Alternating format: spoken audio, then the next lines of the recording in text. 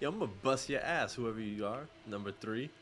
This is like the Umbrella Club, the Umbrella People, the Umbrella Academy, whatever the fuck them people's is called. That stupid ass show. I hate that shit. I watched the first season. I saw what was gonna happen by episode 2, but I'm watching it thinking it was gonna play out right. Oh my god, it was the stupidest way. I kept saying, "Yo, Anya's gonna cause the apocalypse." That bitch did.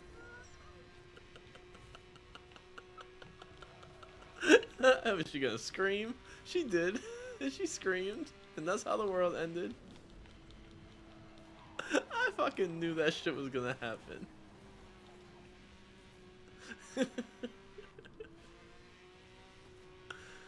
And then I was like, alright, they're gonna fix it in the second season. There's no way they can do that stupid as a fucking stupid thing. Mad obvious from the get-go, but still tell a plausible story somewhere in the middle.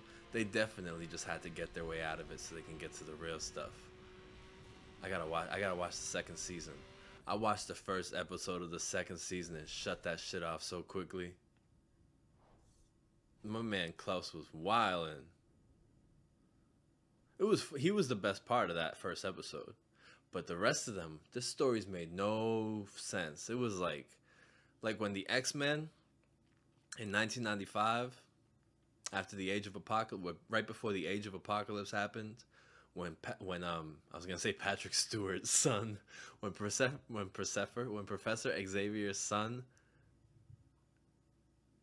Legion, when his head exploded from going crazy, and right then Wolverine was like killing Sabretooth, and Rogue and Gambit was making out for the first time, and then she almost killed him when they came back to the real world after they reversed the Age of Apocalypse. But anyway, it was cool. It was a very exciting time. They did 2 episodes of it in the X-Men animated series. I think it might have even been like 2 of the last episodes. So I'm curious how they're gonna revisit that in X-Men '97 next year. Oh, Umbrella Club or whatever that's called. It's good, but it's stupid.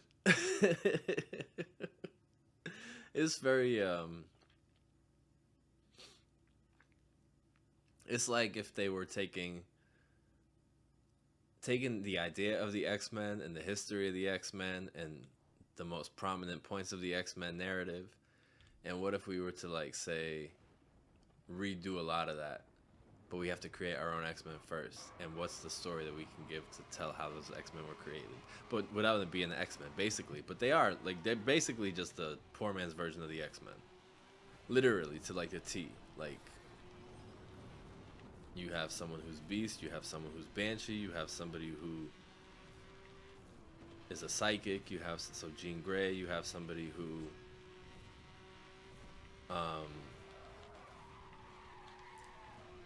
is dead, which is not really from the X-Men.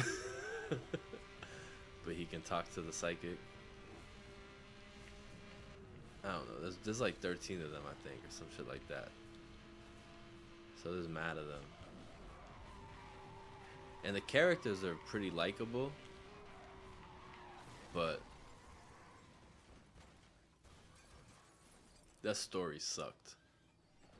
And then and my girlfriend loves that shit, so I watched it with her, and she likes to make me watch stuff so she can watch me watch it, cause she thinks I'm the funniest person to watch things with, because I'll pick up on everything. I'll see like when the microphone cord is in someone's back pocket.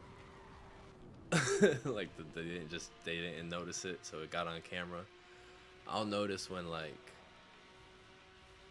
weird things are happening, like they cut from something too soon, or I'll know like where a plot is going before they even give like the plot, like, because I understand all that stuff, and that's my industry.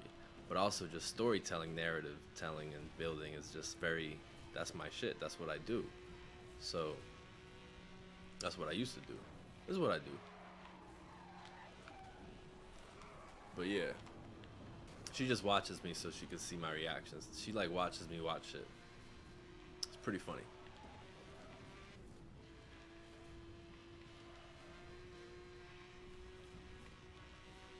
Like she'd be like, I can't wait to watch this with you because I know it's gonna be hilarious. Yo, get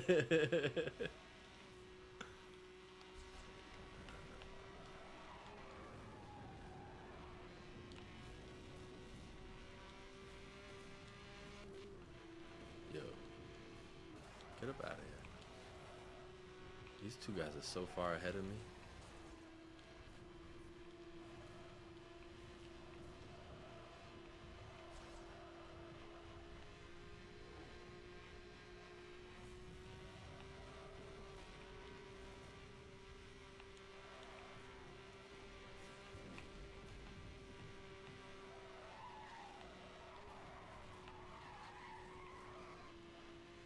Whenever I start singing songs while I'm driving in the game, it reminds me of that movie with Jimmy Fallon and my girl, Queen Latifah.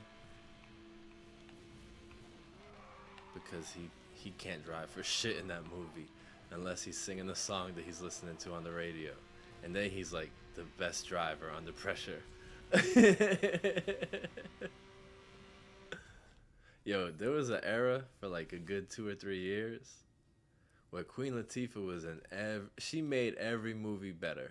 She made every movie that shouldn't have been good really good.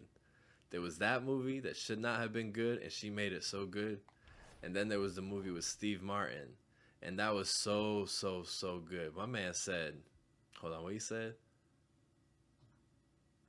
You got me all twisted up in the game. He said, baby, you got me all twisted up in the game. And he said something to his wife. You got me all twisted up in the game. Oh my goodness, I love that movie. I only saw it once, but that movie makes me happy thinking about it. Whenever people reference it on social media, it make me happy. Hold on, what did he say?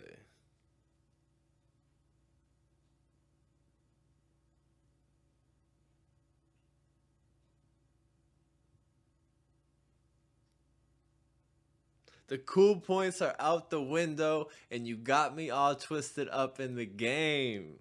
Yes, my guy. The cool points are out the window, and you got me all twisted up in the game. Great movie, great line. I love it. That's the best. I need to watch that.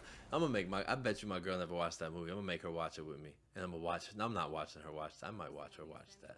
I'm gonna watch her read the subtitles. Fuck no, I'm not watching her watch that. She could watch it next to me while I enjoy it like a human being watches movies, enjoying it and not reading what's being said.